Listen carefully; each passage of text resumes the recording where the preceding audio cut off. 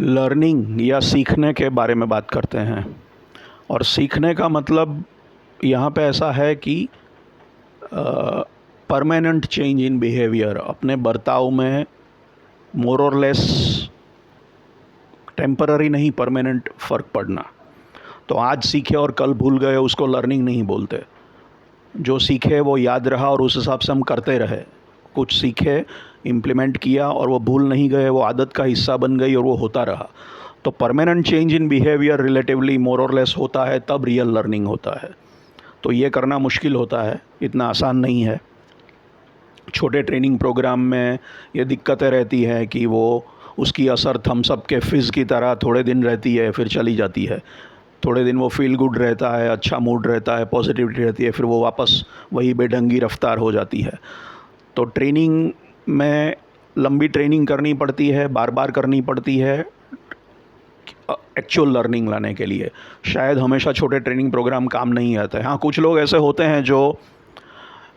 हैं कुछ लोग स्पेशल जो जल्दी सीख लेते हैं, एक बार सुन लिया और सीख लिया, या वो अर्ली एडेप्टर या एडॉप्टर होते हैं, जल्दी एडेप्ट कर लेते हैं अपने आप को। उनमें वो स्पेशल फ्लेक्सिबिलिटी वो चीज़ है। एक बार सुन लिया, कुछ अच्छा सुनने में ध्यान में आया तो उन्होंने इमीडिएटली उसको लागू कर दिया, इम्प्लीमेंट कर दिया, अच्छा काम का कुछ मिला। तो कुछ लोग ऐसे हो सकते हैं, लेकिन सभी के लिए ज़रूरी नहीं हो कि वो लागू हो। तो ये लर्निंग का इशू है। और लर्निंग में हम अच्छी और बुरी दोनों चीज़ें आती हैं। कभी कभी हम बुरी चीज़ भी सीख लेते हैं, जैसे बुरी आदतें सीख लेना। मैं सिगरेट पीता था, एक बुरी आदत लग गई थी, और फिर मैंने एक दिन ऐसे ही छोड़ दिया। ग्रेजुअली नहीं छोड़ा कि धीरे धीरे कम करूँगा, मेरे लिए वो नहीं चलता। मेरे लिए ऐसे ही लक्ष्मण रेखा था, इस तरफ या उस तरफ, अभी बंद तो अभी से बंद। तो मैं उस तरह कर पाया, हर कोई इस तरह कर पाया वो ज़रूरी नहीं है। और कोई को ऐसा करना चाहिए ऐसा भी मैं रेकमेंड नहीं करूँगा, लेकिन कभी कभी ड्रास्टिक ऑन ऑफ स्विच जैसे भी करना पड़ सकता है।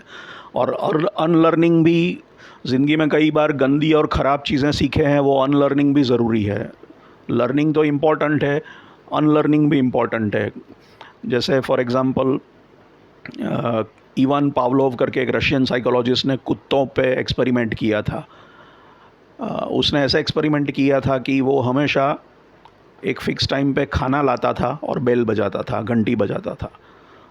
तो खाना लाएगा, घंटी बजाएगा, फिर खाना रखेगा, घंटी बजाएगा, फिर खाना रखेगा। तो वो खाना देगा और कुत्ते के मुंह में से लार टपकने लगेगी, सलाइवा होगा, जैसे नॉर्मली होता है। कुत्ता खाना, भूख लगती है, खाना देख के वो पानी आ जाता है वगैरह। तो ये रोज़ महीनों तक, दिनों तक उसने ये किया कि घंटी पहले बजाया, खाना दिया, और एक दिन खाली घंटी बजाई, फिर भी सलाइवा चालू हो गया मुंह में से टपकना और बंद नहीं हुआ। उसने खाना नहीं दिया तो भी। और फिर कई दिनों तक यही किया, खाली घंटी बजाई, खाना नहीं दिया, लेकिन घंटी की आवाज़ सुनते ही लार चालू हो गई, क्योंकि कुत्ते के दिमाग में ये कंडीशनिंग हो गई थी।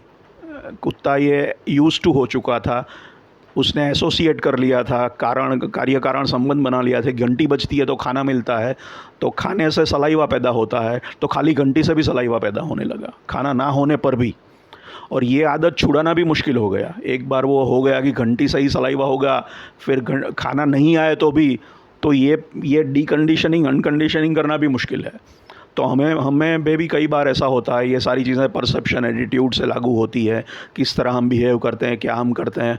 कुछ हम गलत तरीके, गलत आदत एक्सपीरियंस के थ्रू हमारे दिमाग में घुस जाती है, ऑब्जर्वेशन के थ्रू, कॉन्शियसली, अनकॉन्शियसली, सबकॉन्शियसली, और गलत कंडीशनिंग हो जाती है। तो हमको उसको निकालना पड़ता है, वो भी ज़रूरी है विकास के लिए अपने। साइकोलॉजी में एक टर्म है लर्नड हेल्पलेसनेस। ये एक रियल फिनोमिनन है ये भी, जिसमें इंसान कुछ चीज़ों में फ़ेल होता है, कभी एक चीज़ में फ्रस्ट्रेशन होता है, स्ट्रेस होता है, और धीरे धीरे फिर वो अपने आप को लाचार महसूस करने लगता है। उसको लगता है उसके बस में कुछ नहीं है, वो फेल ही होने वाला है।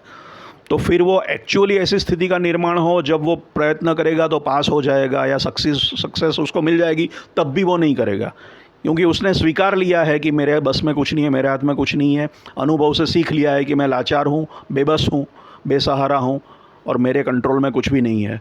तो अपने आप को हेल्पलेस उसने मान लिया है। वो सेल्फ इम्पोज्ड लिमिटेशन, अपने आप ही अपने आप को, थोड़े एक्सपीरियंस हुए लेकिन अभी उस एक्सपीरियंस को परमानेंटली उसने प्रोजेक्ट कर दिया, एक्स्ट्रापोलेट कर दिया कि अभी यही होने वाला है। और अभी सिचुएशन बदलने पर भी वो अपने आप को हेल्पलेसनेस में से, बेबसी और लाचारी की फीलिंग में से मुक्त नहीं कर पाता। तो ये इसमें से निकलना ज़रूरी है। ऐसा हमने सीखा है, लर्नड हेल्पलेसनेस, कुछ सेटबैक्स है, कुछ फ्रस्ट्रेशंस है, कुछ फेलियर्स है, कुछ स्ट्रेस है, तो भूलना पड़ेगा, क्योंकि हमेशा ऐसा नहीं होता। अच्छा भी होता है, बुरा भी होता है, परमानेंट कुछ नहीं होता। सिचुएशन बदलती है, परिस्थिति बदलती है, पता नहीं किस्मत बोलो तो किस्मत बदलती है, हम बदलते हैं, हालात बदलते हैं। तो ये सब चीज़ें अनलर्न करना भी ज़रूरी है। लर्निंग में एक चीज़ मैं ख़ास करना चाहूँगा कि लर्निंग में सिखाने वाले से ज़्यादा सीखने वाले के ऊपर डिपेंडेंट है। एक सिंपल एग्जांपल लेते हैं क्लासरूम का। टीचर एक है, स्टूडेंट सब हैं। वही टीचर सबको सही सेम चीज़ पढ़ा रहा है, लेकिन हर कोई अलग अलग सीख रहा है। कोई ज़्यादा सीखता है, कोई कम सीखता है, कोई कुछ नहीं सीखता। क्यों? फ़र्क किससे पड़ा? टीचर तो सेम था, वो कांस्टेंट था, वो अचल था। चल, वेरिएबल तो स्टूडेंट है। तो फ़र्क स्टूडेंट से पड़ता है, लर्नर से पड़ता है, ट्रेनी से पड़ता है, ट्रेनर से नहीं। और हो सकता है कोई अपने आप, हर किसी की लर्निंग स्किल्स स्पीड अलग हो, कोई जल्दी सीखे, कोई देर से सीखे, किसी को अपने स्टाइल से सीखे। अब टीचर को हर किसी के हिसाब से तो वो अपने आप को कस्टमाइज़ नहीं कर पाता एक ही टाइम, वो तो 1 to 1 करना पड़ेगा। और टीचर को हर स्टूडेंट के हिसाब अपने आप को कस्टमाइज़ करके उसको केटर करना पड़ेगा, जो हर स्टूडेंट के लिए पॉसिबल भी नहीं है अपने आप को इतना बदल पाना। तो हर स्टूडेंट को अपने लिए एक स्पेशल टीचर चाहिए, वो भी 1 to 1। अब ये करना तो प्रैक्टिकली डिफ़िकल्ट है। कहने का मतलब ये है कि फ़र्क लर्नर से पड़ता है, टीचर से पड़ता होगा, लेकिन लर्नर से बहुत ज़्यादा पड़ता है। ये लर्निंग सीखने वाली प्रोसेस वन वे स्ट्रीट नहीं है कि दुनिया का बेस्ट टीचर आया, उसने सिखा दिया और हम ऐसे चुपचाप बैठे रहे, तो उसकी ज़िम्मेदारी हमको सिखाने की, हमारा कुछ रोल नहीं है। उसकी गलती है कि हम सीख नहीं पा रहे हैं, वो उसका प्रॉब्लम है। नहीं, प्रॉब्लम हमारा है। बेस्ट टीचर भी कुछ नहीं कर पाएगा अगर हम इंटरेस्ट नहीं लेंगे, ध्यान नहीं लेंगे, उस पर काम नहीं करेंगे, फोकस नहीं करेंगे।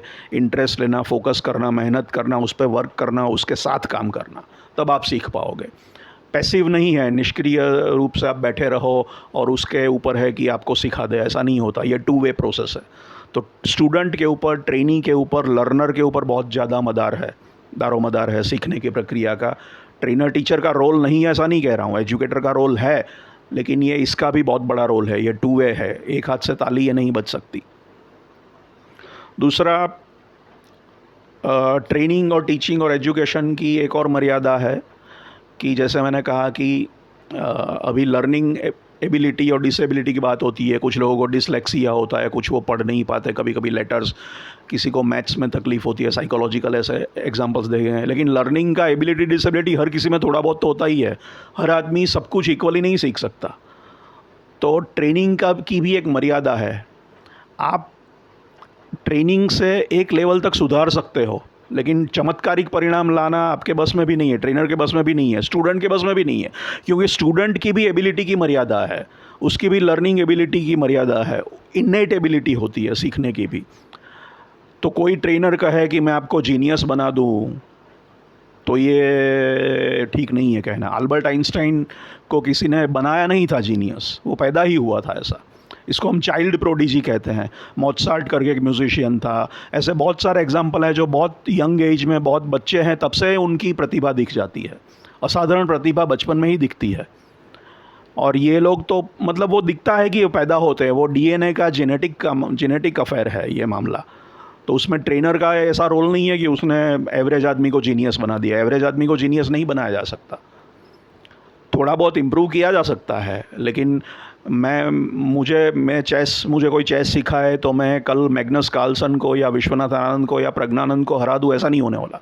उनको हरा भी दूँ तो मैं फिर बैडमिंटन में भी इतना ही एक्सपर्ट हो जाऊँ, वर्ल्ड चैम्पियन, और फिर स्विमिंग में भी वर्ल्ड चैम्पियन हो जाऊँ। हर चीज़ में मुझे सिखाने वाला अच्छा मिले तो हर चीज़ में मैं वर्ल्ड चैम्पियन हो जाऊँ, तो सारे वर्ल्ड चैम्पियन ही वर्ल्ड चैम्पियन हो जाएगा। फिर कौन इक्वल होगा? तो कोई ऊपर तो कोई होगा ही नहीं। ऐसा कैसे है? थियरेटिकली इम्पॉसिबल है, थियरेटिकली एंड प्रैक्टिकली एंड थियरेटिकली ऑल्सो।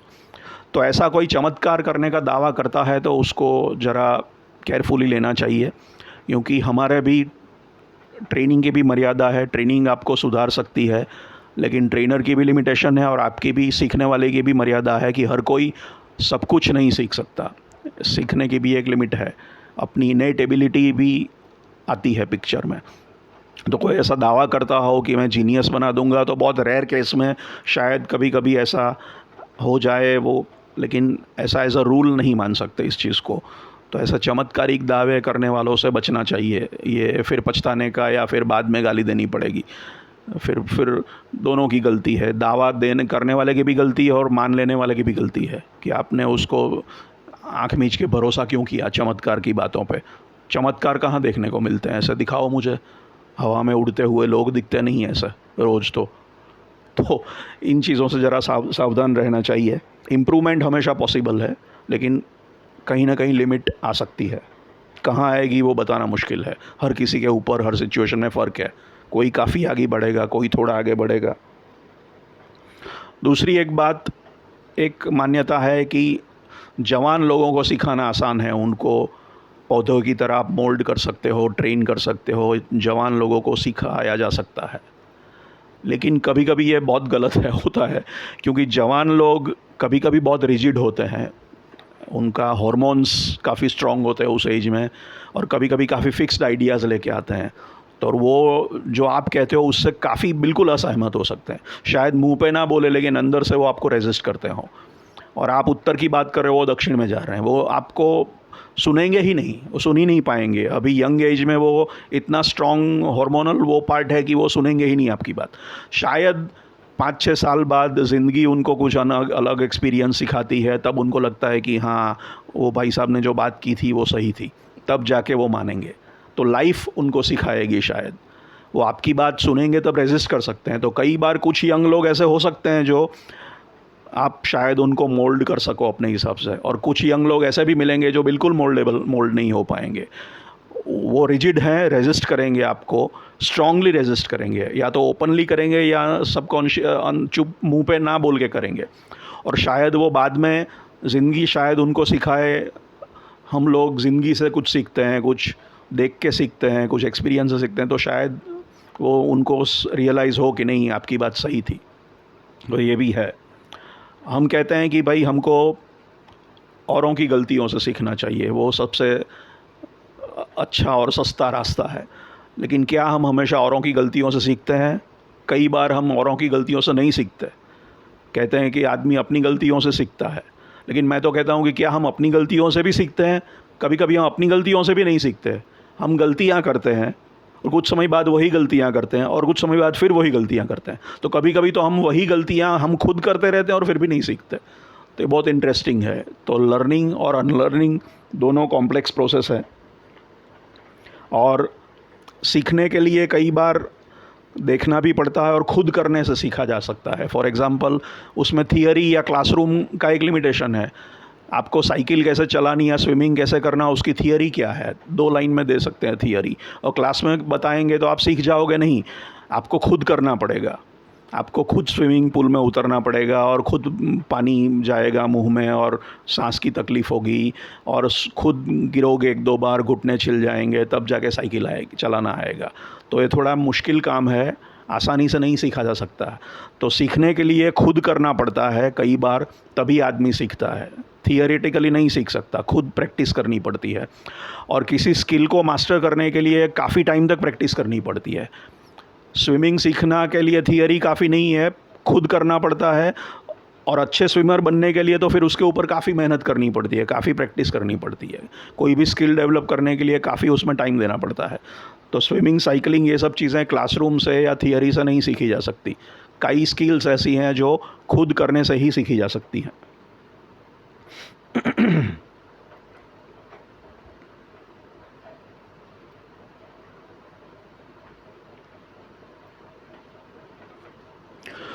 तो ये एक इम्पॉर्टेंट टॉपिक है, लर्निंग। हमने कम्युनिकेशन की बात की, लैंग्वेज लर्निंग की बात की, फिर learning as a general topic की बात करना भी ज़रूरी है, क्योंकि साइकोलॉजी में एक कॉम्प्लेक्स फिनोमिनन है, और उसके लिए भी मोटिवेट करना पड़ता है लोगों को, सिखाने के लिए भी, सीखने के लिए भी।